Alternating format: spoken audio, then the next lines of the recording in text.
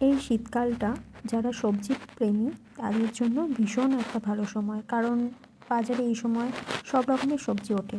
তাই আজকে সেরকম সবজি দিয়েই একটা রেসিপি বানিয়ে নিচ্ছি। প্রথমেই কড়াইতে তেল গরম করে বড়িগুলো ভেজে নিয়েছি। আবার একটুখানি তেল নিয়ে তাতে একটু পাঁচ ফোড়ন, একটা কাঁচা লঙ্কা একটু তেলে ফ্রাই করে নেব। এরপর ওই তেলের মধ্যেই ডুমো ডুমো করে কেটে রাখা আলু ভেজে নেব। একটু ছোট ছোট করে কাটলে এই সবজিতে আলুগুলো বেশ ভালো সেদ্ধ হয়ে যায়। আলুগুলোকে একটু সতে করার জন্য একটু লবণ দেবো, তারপর একটু হলুদ গুঁড়ো দিয়ে দেবো। এরপর নুন হলুদ দিয়ে আলুগুলোকে ভালো করে নাড়তে থাকবো। আলুগুলো একটু লাল লাল হয়ে এলে তার মধ্যে আমি হাফ টমেটো দিয়েছি, একটা ছোট টমেটোর হাফই দিয়েছি। এতে করে কি একটু টকটক ভাবটা আসবে সবজিতে। খুব বেশি টমেটো দেবেন না এতে, কারণ এই সবজিটা তাহলে টকটক হয়ে যাবে। এরপর আমি একটা শিমকে দুফালি করে কেটে নিয়েছি, এভাবে বাকি শিমগুলোকে দিয়ে দিয়েছি। শিমগুলো আর আলু দিয়ে ভালো করে সবজিটাকে নাড়বো। আর শিমের পরিমাণ একটু নুনও দিয়েছি আমি এখানে। আমরা তো সবাই জানি শিম শরীরের জন্য কতটা ভালো। এটা একটা প্রোটিন সমৃদ্ধ তো অবশ্যই, তাছাড়া হার্ট রেটকে একদম ব্যালেন্স রাখে, হজম শক্তিকেও ঠিকঠাক ব্যালেন্স করে। এরপর সবজিগুলোকে একটু ঢেকে সেদ্ধ হতে দেবো, এতে করে সবজির মধ্যে একটা লালচে ভাবও চলে আসবে আর সবজিগুলো হালকা কুকও হয়ে যাবে।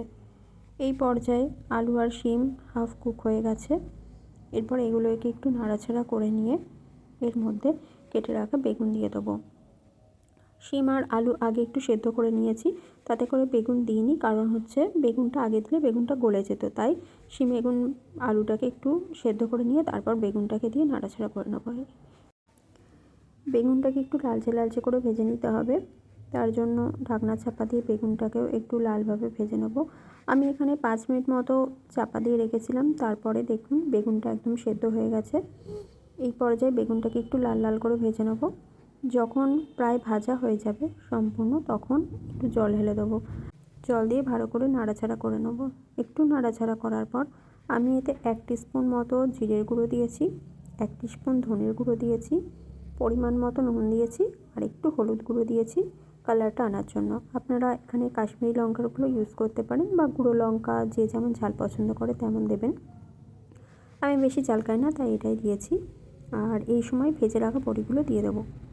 এরপর সবগুলো মিশিয়ে নেওয়ার পর কিছুক্ষণ ঢাকনা চাপা দিয়ে সেদ্ধ হতে দেবো। যখন পুরোপুরি দেখব শিম আর আলু সেদ্ধ হয়ে গেছে, সেই মুহূর্তে ওপর থেকে একটু ধনেপাতা কুচি, এটা কিন্তু অবশ্যই মোস্ট ইম্পর্ট্যান্ট জিনিস, ধনেপাতা কুচি দিলে এর মধ্যে স্বাদটা ভীষণ ভালো আসে। তাই একটু ধনেপাতা কুচি দিয়ে একটুখানি রেখে তারপর হালকা একটু চিনি দেবো বা গুড় দেবো। আমি এখানে গুড় দিয়েছি, আপনারা চাইলে চিনি দিতে পারেন। এতে করে কি শিমের যে একটা গন্ধ থাকে সেই গন্ধটা কেটে যায় আর খুব সুন্দর একটা টেস্ট আসে রান্নায়। তো এইভাবে রান্নাটা আমার রেডি হয়ে গেল।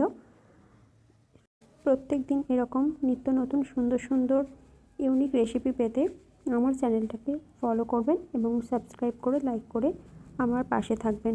Thank you.